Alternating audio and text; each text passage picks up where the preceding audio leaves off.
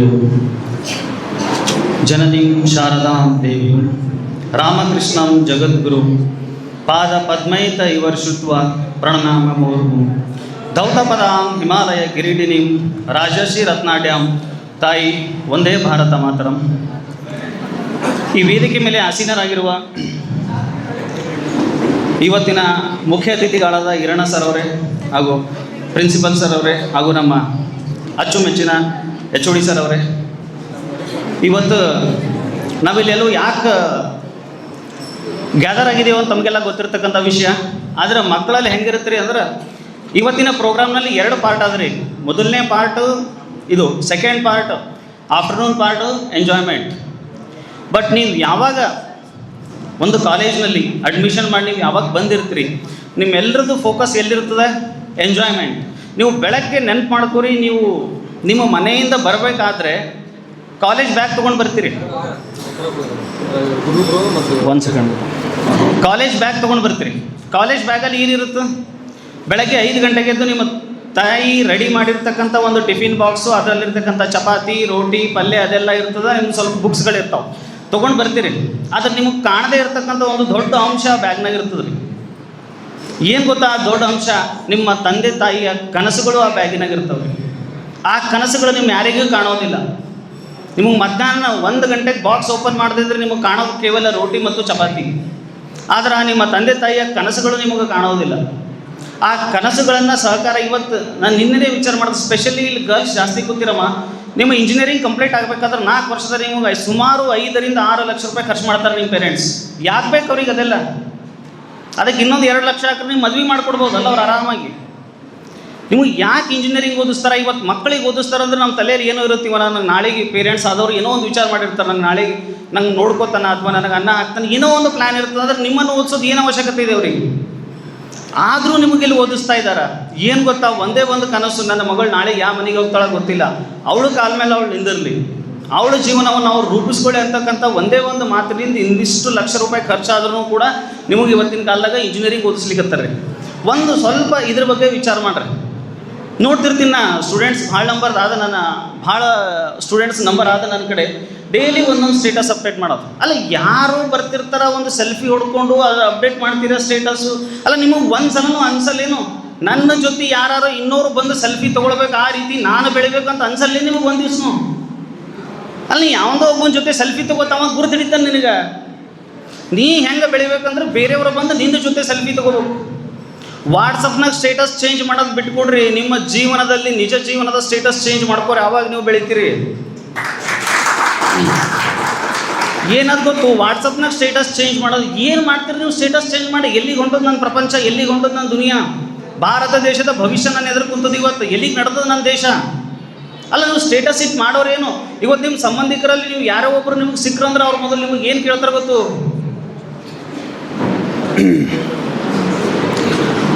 ಏನು ಮಾಡ್ಲತ್ತಿದ್ದೀವಿ ಅಂತ ಕೇಳ್ತಾರೆ ಮೊದಲು. ಏನು ಮಾಡ್ಲತ್ತಿದ್ದ ಅಂತ ಯಾಕೆ ಕೇಳ್ತಾರೆ ಗೊತ್ತು ಮಕ್ಕಳೇ? ನೀವು ಏನು ಮಾಡ್ತೀರಾ ಅದನ್ನು ತೊಗೊಂಡು ಅವ್ರಿಗೆ ಏನೂ ಬೇಕಾಗಿಲ್ಲ. ಆದರೆ ಯಾಕೆ ಅದನ್ನು ಕೇಳ್ತಾರ ಅಂದರೆ, ನೀನು ಏನು ಮಾಡ್ತಾ ಇದೀಯಾ ಅನ್ನೋದ್ರ ಮೇಲೆ ನಿನಗೆ ಎಷ್ಟು ರೆಸ್ಪೆಕ್ಟ್ ಕೊಡಬೇಕು, ನಿನಗೆ ಎಷ್ಟು ಟೈಮ್ ಕೊಡಬೇಕು, ನಿನಗೆ ಎಷ್ಟು ಸ್ಟೇಟಸ್ ಮೇಂಟೈನ್ ಮಾಡಬೇಕು ಅಂತ ಅವ್ರು ಡಿಸೈಡ್ ಮಾಡ್ತಾರೆ. ಅದರ ಸಂಬಂಧ ಕೇವಲ ನಿಮಗೆ ಕೇಳ್ತಾರೆ ನೀನು ಏನು ಮಾಡ್ಲತ್ತೀರಿ ಅಂತೇಳಿ. ನೀಗೊಂದು ನಾನು BA ಮಾಡ್ಲತ್ತೀನಿ, ನಾನು PUC ಫೇಲ್ ಆಗಿನಿ, ನಾನು ಇಂಜಿನಿಯರಿಂಗ್ ಫೇಲ್ ಆಗಿನಿ, ಯಾವುದೋ ಅವ್ರಿಗೆ ಬೇಕಾಗಿಲ್ಲ. ಯಾಕೆ ಕೇಳ್ತಾರೆ ಅಂದರೆ, ನಿನ್ನ ಜೊತೆ ನಾನು ಎಷ್ಟು ಸ್ಟೇಟಸ್ ಮೇಂಟೈನ್ ಮಾಡಲಿ. ಇಂಜಿನಿಯರಿಂಗ್ ಓದ್ಲತ್ತಿದ್ದೀವಿ, ಒಂದು ಸ್ವಲ್ಪ ನಿನ್ನ ಜೊತೆ ಕಮ್ಯುನಿಕೇಷನ್ ಸ್ವಲ್ಪ ಲೆಂತ್ ಜಾಸ್ತಿ ಆಗ್ಬಿಡ್ತದೆ. ಈ ಡಾಕ್ಟರ್ ಓದ್ಲತ್ತಿದ್ದೀವಿ, ಇನ್ನೊಂದು ಸ್ವಲ್ಪ ಜಾಸ್ತಿ ಟೈಮ್ ಕೊಡ್ತಾರೆ.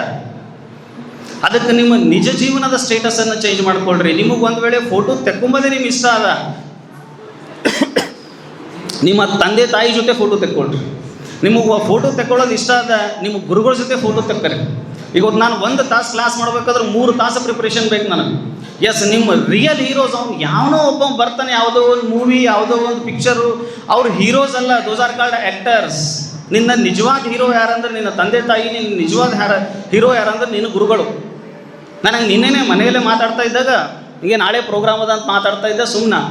ನಂದು ನಾನು ಹೇಳ್ತೀನಿ, ಹಿಂಗೆ ಕನ್ವರ್ಸೇಷನ್ ನಡೀತಿರ್ತದೆ ರೀ. ಅಲ್ಲ, ನೀ ಅಷ್ಟೆಲ್ಲ ಹೇಳ್ತೀನಿ, ನಮಗೆ ಯಾಕೆ ಹುಡುಗರು ರೆಸ್ಪೆಕ್ಟ್ ಕೊಡಬೇಕು? ನಾವೇನು ಫ್ರೀ ದುಡಿತೀವಿ ಅನ್ನೋದು ಹೇಳಕ್ಕೆ ಕರೆಕ್ಟ್ ಅದಲ್ಲ ಅಂದ.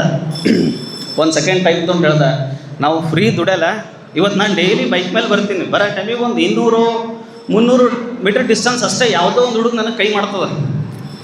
ಸರ್ ಡ್ರಾಪ್ ಮಾಡ್ರಿ ಅಂತ ಅಲ್ಲಿಂದ ಮಸರ್ಕಲ್ದಿಂದ ಅವ್ನಿಗೆ ದೇವದುರ್ಗ ಅಂತ ಡ್ರಾಪ್ ಮಾಡಿಬಿಟ್ಟ ತಕ್ಷಣ ಮೊದಲವ ಹೇಳೋ ವರ್ಡ್ ಏನು ಗೊತ್ತು? Thank you sir. ನಾನು ಏನು ಮಾಡ್ದೆ, ಅಲ್ಲಿಂದ ಎಲ್ಲಿಗೆ ತಂದ ಡ್ರಾಪ್ ಮಾಡ್ದೆ.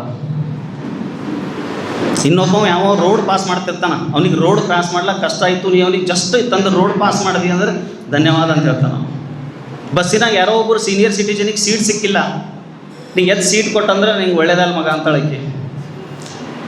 ನೀನು ಎಲ್ಲಿಗೋ ಊರಿಗೆ ನಡೆದು ಬೈಕ್ ತೊಗೊಂಡು ಒಂದು 2-3 ರಸ್ತೆ ಒಂದೇ ಕಡೆ ಸೇರಿದು ನಿನಗೆ ಹೋಗ್ಲಿಕ್ಕೆ ಕನ್ಫ್ಯೂಸ್ ಆಯ್ತಲ್ಲ, ಒಬ್ಬ ಗುರಿ ಕಾಯವ ನಿಂತಿದಂದ್ರೆ ಅವನಿಗೆ ಎಕಡೆ ಹೋಗ್ಬೇಕಂತ ಕೇಳಿದ್ರೆ ಜಸ್ಟ್ ಹಿಂಗೆ ಕೈ ಮಾಡ್ತಾನೆ, ಅವನಿನ ಜೊತೆ ಮಾತಾಡಲ್ಲ, ಬಟ್ ಅವನಿಗೂ ಥ್ಯಾಂಕ್ಸ್ ಹೇಳುತ್ತೆ. ಅಲ್ಲ, 1 ಸೆಕೆಂಡ್ ನಿನ್ನ ಜೊತೆ ಕೆಲಸ, ನಿನ್ನ ಜೊತೆ ಸಂಬಂಧ ಇಲ್ದವ್ರು 1 ಸೆಕೆಂಡ್ ನಿನಗೆ ಬಟ್ ಮಾಡಿ ತೋರಿಸಿ ಸಂಬಂಧ ನೀನು ಅವನಿಗೆ ಥ್ಯಾಂಕ್ ಯು ಹೇಳ್ತಿದ್ದಿ. ನಿನ್ನ ಜೀವನವನ್ನು ರೂಪಿಸ್ಲಿಕ್ಕೆ ಅವನ ಜೀವನವನ್ನೇ ಮುಡುಪಿಟ್ಟು ನಿನಗೆ ಪಾಠ ಮಾಡ್ತಾನೆ, ಮತ್ತು ಅವನಿಗೆ ಯಾರು ಥ್ಯಾಂಕ್ಸ್ ಹೇಳ್ಬೇಕು?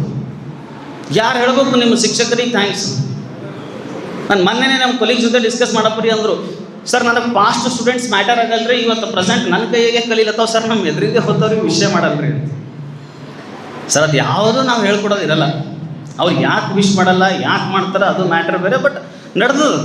ಯಾಕಂದ್ರೆ ಅವರು ನಮ್ಮನ್ನು ರೀಲ್ ಲೈಫ್ ಅಂತ ತಿಳ್ಕೊಂಡು ಮತ್ತು ಯಾರಿಗೋ ರಿಯಲ್ ಲೈಫ್ ಹೀರೋಸ್ ಅಂತ ಅವ್ರ ಭಾವನೆ ಅದ. ಅದ್ರ ಸಂಬಂಧ ಇವತ್ತು ನಾನು ಈ ಟಾಪಿಕ್ ನಿಮಗೆ ಸೆಲ್ಫಿ ತೆಕ್ಕೊಳ್ಳೋದ ನಿಮ್ಮ ಟೀಚರ್ ಜೊತೆ ತಕ್ಕೋರೆ, ನಿಮ್ಗೆ ಫೋಟೋ ತೆಕ್ಕೊಳ್ಳೋದ ನಿಮ್ಮ ಟೀಚರ್ ಜೊತೆ ತಕ್ಕೋರೆ, ನಿಮಗೆ ಫೋಟೋ ತೆಕ್ಕೊಳ್ಳೋದ ನಿಮ್ಮ ತಾಯಿ ತಂದೆ ಜೊತೆ ತಕ್ಕೋರೆ. ಯಾಕಂದ್ರೆ ನಿಮ್ಮ ಜೀವನಕ್ಕೆ ಸಂಬಂಧಪಟ್ಟವ್ರು ಇವರೇ. ಸುಮ್ಮನೆ ಅದು ಯಾವುದೋ ಈಗ ನಾಡ್ದು ಮೂವಿ ರಿಲೀಸ್ ಅದ ಇವ ಸ್ಟೇಟಸ್ ಇಡ್ತಾನೆ, ನಿನಗೆ ಅವನಿಗೆ ಏನು ಸಂಬಂಧ ಆಗಲಿ? ಅವನ ಫೋಟೋ, ಅವನ ಮೂವೀಸ್ ರಿಲೀಸ್ ಆಯಿತು, ನಿನಗೆ ಏನು ಸಂಬಂಧದ? ಸೊ ಅದಕ್ಕೆ ಖಾನ್ ಸರ್ ಒಂದು ಕಡೆ ಹೇಳ್ತಾರೆ, ಜೇಬ್ ಮೇ ಗಾಂಧಿ ಹೋ ಯಾ ನಾ ಹೋ, ಜೇಬ್ ಮೇ ಗಾಂಧಿ ಹೋ ನಾ ಹೋ, ದಿಲ್ ಮೇ ಆಂಧಿ ರಹನಾ ಚಾಹಿಯೆ ಅಂತ. ನಿನ್ನ ಮನಸ್ಸಿನಾಗ ಏನೋ ಒಂದು ಇರ್ಬೇಕು, ಎಸ್ ನಾನು ಮಾಡೇ ಮಾಡ್ತೀನಿ, ನಾನು ಈ ಕೆಲಸ ಮಾಡೇ ಮಾಡ್ತೀನಿ ಅನ್ನೋದು. ನಿಜವಾಗ್ಲೂ ಹೇಳ್ತೀನಿ, ನಿಮ್ಮ ಪೇರೆಂಟ್ಸಿಗೆ ನೀವು ಏನಾದರೂ ಕೊಡಬೇಕಾದ್ರೆ ನೀವು ಚೆನ್ನಾಗಿ ಒಳ್ಳೆಯವರಾಗಿ ಬೆಳೀರಿ ಸಾಕು. ನಾನು ಎಷ್ಟು ಕಾರ್ಯಕ್ರಮಕ್ಕೆ ಹೋಗ್ತೀನಿ, ಮಾತು ಯಾಕೆ ಹೇಳತ್ತೀನಿ ಅಂದ್ರೆ ಇವತ್ತು ಆ ಸಂದರ್ಭದಾಗ ನಾನು ಎಷ್ಟು ಕಾರ್ಯಕ್ರಮಕ್ಕೆ ಹೋಗ್ತೀನಿ, ನಮ್ಮ ತಂದೆ ನನ್ನ ಜೊತೆ ಒಂದು ಸಲನೂ ಕಾರ್ಯಕ್ರಮಕ್ಕೆ ಬರಲ್ಲ, ಅವ್ರು ನನ್ನ ಭಾಷಣನೂ ಕೇಳಲ್ಲ, ಬಟ್ ಅವ್ರು ಬೇರೆಯವರಿಂದ ಕೇಳಿರ್ತಾರೆ, ನಿನ್ನ ಮಗ ಚಲೋ ಮಾತಾಡ್ತಾನಂತ ಯಾರೋ ಹೇಳಿರ್ತಾರೆ. ಮೊನ್ನೆ ಸರ್ ಲಾಸ್ಟ್ ಇಯರೇ ಹುಮ್ನಾಗೆ ಹೋಗಿದ್ದು ಒಂದು ಕಾರ್ಯಕ್ರಮಕ್ಕೆ ಇಲ್ಲಿಂದ ಗೆಸ್ಟ್ ಆಗಿ. ಅವತ್ತು ನನಗೆ ಗೊತ್ತಿಲ್ಲ, ನಾ ವೇದಿಕೆ ಮೇಲೆ ಕುಂತೀನಿ, ಬಸವಣ್ಣನವ್ರ ಬಗ್ಗೆ ಮಾತಾಡೋದಿತ್ತು, ನಾ ವೇದಿಕೆ ಮೇಲೆ ಕುಂತೀನಿ, ಅಲ್ಲೆಲ್ಲೋ ನೋಡ್ದು ಒಂದು ಕಡೆ ನಮ್ಮ ಅಪ್ಪನ ಕೂತಾನ, ನನಗೆ ಗೊತ್ತಿಲ್ಲ ಅವ್ರು ಬಂದಿದ್ದು. ಸೊ ವೀರಭದ್ರೇಶ್ವರ ಟೆಂಪಲ್ ಅಂತದ ನಮ್ಮಲ್ಲಿ ಭಾಳ ದೊಡ್ಡದು, ಅದರ ಪೀಠಾಧಿಪತಿಗಳಾದ ಗಂಗಾಧರ ಸ್ವಾಮೀಜಿಯವ್ರು ಗೆಸ್ಟ್ ಇದ್ದರು. ಅವ್ರ ಪಕ್ಕದಾಗ ನಾ ಕೂತೀನಿ, ಅಲ್ಲೇ ಆ ಮುಖದಾಗ ಗೊತ್ತು ನಾ ಏನು ಸ್ವಾಮೀಜಿ ಪಕ್ಕ, ಯಾಕಂದ್ರೆ ನಾವು ಯಾವಾಗೂ ಅಮಾವಾಸ್ಯೆ ದಿನ ಓದೇವು ಅಂದ್ರೆ ಸ್ವಾಮೀಜಿ ದರ್ಶನ ನಮಗೆ ಸಿಗಲ್ಲ. ಬಟ್ ಆ ಸ್ವಾಮೀಜಿ ಪಕ್ಕ ನಾ ಕೂತೀನಿ ಅಂದ್ರೆ ಪ್ರಾಮಿಸ್ ಮಾಡಿ ಹೇಳತ್ತೀನಿ, ಅವತ್ತು ನಮ್ಮ ಅಪ್ಪನ ಮುಖದ ಮ್ಯಾಗ ಅದು ಏನು ನಗು ಇತ್ತು, ಅದೇನು ಖುಷಿ ಇತ್ತಲ್ಲ, ನಿನಗೆ ₹1,00,00,000 ಕೊಟ್ಟರು ನಾವು ಫುಲ್ ಮಾಡ್ಲಿಕ್ಕಾಗಲ್ಲ. ಆ ಖುಷಿ ನಿಮ್ಮ ತಂದೆ ತಾಯಿ ನೀವು ಕೊಟ್ಟಿಲ್ಲ, ಅವತ್ತು ನೀವು ಹುಟ್ಟಿದಕ್ಕೆ ಸಾರ್ಥಕ. ಅದನ್ನು ಕೂಡ ಟ್ರೈ ಮಾಡಿರಿ. ಒಂದೊಂದು ಸಲ ಹೆಂಗಾಗ್ತದೆ, ನೀವು ಮಾಡೋ ಕಾರ್ಯಕ್ರಮಗಳು, ನೀವು ಮಾಡೋ ಕೆಲಸಗಳು ನೋಡ್ಕೊತ ಹೋದ್ರೆ ನಿಮ್ಮ ತಂದೆ ನಿಮ್ಮ ತಾಯಿಗೂ ಒಂದೊಂದು ಸಲ ಅನ್ನಿಸ್ಬಿಡ್ತದೆ, ಏನು ಮಾಡ್ದೆ ನನ್ನ ಮಗ, ಏನು ಮಾಡ್ದೆ ನನ್ನ ಮಗಳು. ಆವತ್ತು ಅವನಿಗೆ ಒಂದು ಕ್ಷಣ ಹಿಂಗೆ ಅನ್ನಿಸ್ತು ಅಂದ್ರೆ ಆವತ್ತು ಅದು ಆ ಮಾತೇ ಬೇರೆ ಆಗಿಬಿಡ್ತದೆ ರೀ. ಅದಕ್ಕೆ ನಿಮ್ಮ ತಂದೆ ತಾಯಿ ನಿಮ್ಮ ಬಗ್ಗೆ ಪ್ರೌಡ್ ಫೀಲ್ ಆಗಬೇಕು, ಅಂಥ ಮೂಮೆಂಟ್ ನೀವು ಮಾಡಿರಿ. ಅದಕ್ಕೆ ಒಂದೇ ಏನಂದ್ರೆ ಕೇವಲ ಓದೋದು, ಅದಕ್ಕೆ ಬಿಟ್ಟರೆ ನಿಮಗೆ ಬೇರೆ ಆಪ್ಷನ್ನೇ ಇಲ್ಲ.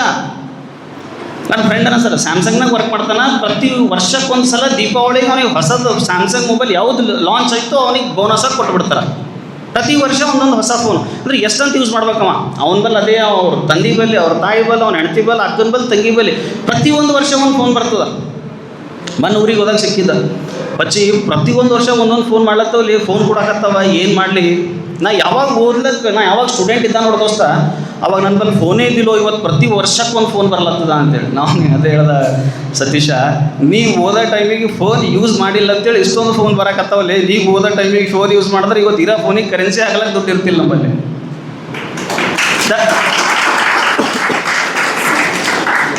Phone is a very best device, but you should know how to use. ಈಗ ಮನೆಗೆ ಒಂದು ಚಾಕು ಇರ್ತದಲೇ, ನೈಫ್, ಅದು ಭಾಳ ಬೆಸ್ಟ್ ಡಿವೈಸ್ ಅದ. ಟೊಮ್ಯಾಟ ಈರುಳ್ಳಿ ಕಟ್ ಮಾಡ್ಲಕ್ಕೆ ನಾವು ಅಲ್ಲಂತ ಬೇರೆ ಒಂದು ಹೊಟ್ಟೆಗೆ ಚುಸ್ತೀನಿ ಅಂದ್ರೆ, ಹಂಗೆ ಮೊಬೈಲ್ ಭಾಳ ಬೆಸ್ಟ್ ಡಿವೈಸ್ ಅದ. ನಿಮಗೆ ಗೊತ್ತಿರಬೇಕು ನಾನು ಅದನ್ನು ಎಷ್ಟು ಯೂಸ್ ಮಾಡ್ಬೇಕಂತೇಳಿ. ಅದೆಲ್ಲ ಬಿಟ್ಟು ಫುಲ್ ರಾತ್ರಿ ಹಗಲ ಡೇ ಇಂಟರ್ನಲ್ಲು ಎಕ್ಸಾಮು ಎಲ್ಲ ಬಿಟ್ಟು ಅದೇ ರೀಲ್ ಏನು ಮಾಡೋರಿದ್ರಿ ನೀವು? ಎಲ್ಲಿಗೆ ನಡೆದದು ನನ್ನ ದೇಶ ಗೊತ್ತಾಗಲ್ದು.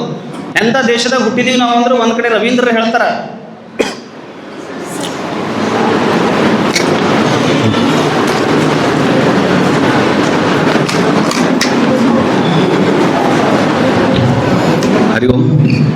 ರವೀಂದ್ರ ಒಂದು ಕಡೆ ಹೇಳ್ತಾರೆ, ನನ್ನ ಭಾರತದ ನಕಾಶೆ, ನನ್ನ ಭಾರತದ ಮ್ಯಾಪನ್ನು ನೀನು ಹಾಕಬೇಕಾ, ಗೂಗಲ್ನಲ್ಲಿ ಹೋಗಿ ಇಂಡಿಯನ್ ಮ್ಯಾಪ್ ಅಂತ ಸರ್ಚ್ ಮಾಡ್ತಕ್ಕಂಥ ಅವಶ್ಯಕತೆ ನಿನಗಿಲ್ಲ. ನಿನ್ನ ಮನೆಯಲ್ಲಿರ್ತಕ್ಕಂಥ ಉದ್ದನೆಯ ಕನ್ನಡಿ ಮುಂದೆ ಹೋಗಿ ನಿನ್ನ ಎರಡೂ ಕೈಗಳನ್ನು ಸೊಂಟದ ಮೇಲೆ ನಿಂತ್ಕೊಂಡು ನಿಂತಿ ಅಂದ್ರೆ ಅಲ್ಲಿ ನಿನ್ನ ದೇಹ ಕಾಣಲ್ಲ, ನಿನ್ನ ದೇಶ ಕಾಣುತ್ತೆ ಅಂತೇಳಿ. ಅದು ಹೆಂಗೆ ಸರ್? ನನ್ನ ತಲೆ ಜಮ್ಮು ಕಾಶ್ಮೀರ, ನನ್ನ ಒಂದು ಕೈ ಭಾಗ ಗುಜರಾತ್, ಇನ್ನೊಂದು ಕೈ ಭಾಗ ಈಶಾನ್ಯ ರಾಷ್ಟ್ರಗಳು. ಈ ನನ್ನ ಎರಡೂ ಕಾಲುಗಳು ಸೇರತಕ್ಕಂಥ ಪವಿತ್ರವಾದ ಸ್ಥಳವೇ ಕನ್ಯಾಕುಮಾರಿ. ಒಂದಲ್ಲ ಎರಡಲ್ಲ ಮೂರು ಸಮುದ್ರಗಳು ನನ್ನ ತಾಯಿ ಭಾರತೀಯ ಪಾದಗಳನ್ನು ತೊಳಿತಕ್ಕಂಥ ದೃಶ್ಯ ಕೇವಲ ನನ್ನ ದೇಶಕ್ಕೆ ಮಾತ್ರ ಸಿಕ್ಕಿದ್ರೆ. ಇವನು ಯಾವುದೇ ದೇಶಕ್ಕೆ ಈ ಸಂದರ್ಭ ಇಲ್ಲ. ನಾನು ಹಿಂಗೆ ಒಂದು ಕಡೆ ಮಾತಾಡ್ಬೇಕಾದ್ರೆ ಒಂದು ಹುಡುಗ ಕೇಳ್ತು, ಸರ್ ಮತ್ತು ದಿಲ್ಲಿ ಎಲ್ಲದ ರೀ ಅಂತೇಳಿ. ಹುಚ್ಚ ನೀನು, ದಿಲ್ಲಿ ಎಲ್ಲದ ಅದೇ ದಿಲ್ಲಿನ ಹೋಗ, ನೀನು ದಿಲ್ಲಿ ಎಲ್ಲದ ಅದೇ ದಿಲ್ಲಿ. ಇನ್ನೊಬ್ಬ ಕೇಳೋದನ್ನ, ಸರ್ ಮತ್ತು ಶ್ರೀಲಂಕಾ ಏನ್ರಿ ಅಂತ. ನಿನ್ನ ಮನೆ ಜಗಲಿ ಮೇಲೆ ನಿನ್ನ ದೇವರ ಫೋಟೋಗೆ ನೀನು ಪೂಜೆ ಮಾಡಿದ ತಕ್ಷಣ ಎಲ್ಲಕ್ಕಿಂತ ಕೆಳಗಡೆ ಒಂದು ಗುಲಾಬಿ ಹೂ ಅರ್ಪಿಸ್ತೀವಿ. ನನ್ನ ಭಾರತ ತಾಯಿಗೆ ಆ ಗುಲಾಬಿ ಹೂವೇ ಶ್ರೀಲಂಕಾ. ಸೊ ಇಂಥ ದೇಶದಲ್ಲಿ ಹುಟ್ಟಿ ನಾವು ಸತ್ಯ ಮಾಡಿ ಹೇಳ್ತೀನಿ ಎಷ್ಟು ಪುಣ್ಯವಂತರು ಅಂದರೆ, ಇವತ್ತು ನೀವೆಲ್ಲರೂ ಇಲ್ಲಿ ಯಾರ್ಯಾರು ಕೂತೀರಿ, ಈ ಪ್ಲೇಸು ನನಗೂ ಕೂಡ ಬೇಕಂಥೇಳಿ ಎಷ್ಟೋ ಜನ ಕನಸು ಕಾಣೋರು ಅದಾರ ರೀ. ನಿಮ್ಗೆ ಯಾಕೆ ಅರ್ಥ ಆಗ್ತಿಲ್ಲ? ನಾನು ಇಂಜಿನಿಯರಿಂಗ್ ಓದಬೇಕು, ಆದರೆ ನಮ್ಮ ತಂದೆ ಬಳಿ ಓದ್ಸಕ್ಕಂಥ ದುಡ್ಡಿಲ್ಲ. ನಾನು ಇಂಜಿನಿಯರಿಂಗ್ ಓದಬೇಕು, ಆದರೆ ನನ್ನ ಮನೆಯಲ್ಲಿ ಎಕನಾಮಿಕಲ್ ಕಂಡೀಷನ್ ಇಲ್ಲ ಅಂಥೇಳಿ ಎಷ್ಟೋ ಜನ ಕಷ್ಟಪಡ್ತಾರೆ. ನೀನು ಬದುಕ್ತಕ್ಕಂಥ ಜೀವನ ಸಾವಿರಾರು ಜನದ ಕನಸದ. ಸೊ ನೀನು ಕೇಳಾರ್ದೆ ನಿನಗೆ ಸಿಕ್ಕದಂದ್ರೆ ಆ ಕನಸನ್ನು ನನಸು ಮಾಡ್ಕೋ, ಆ ಸಮಯವನ್ನು ಯೂಸ್ ಮಾಡಿರಿ.